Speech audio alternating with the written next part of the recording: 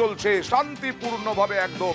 দার্জিলিং, রায়গঞ্জ, বালুরঘাট, মাত্র 3টি লোকসভা কেন্দ্রে হ্যাঁ অশান্তির খবর নেই, কিন্তু কোথাও কোথাও ইভিএম খারাপের অভিযোগ আছে। দার্জিলিং থেকে আমাদের প্রতিনিধি মনি লামা, তার প্রতিবেদন দেখব। কেন্দ্র বাহিনী এবং পুলিশ পহরায় কালিম্পংয়ে শুরু হলো ভোট পর্ব। জেলার 288টি বুথেই সকাল থেকে লম্বা লাইন। তরুণ প্রজন্মের ভোটারদের উৎসাহ দেখা যাচ্ছে। নির্বিঘ্নে ভোট পর্ব মিটাতে উদ্যোগী প্রশাসন। মনি লামা, নিউজ 18 বাংলা, কালিম্পং।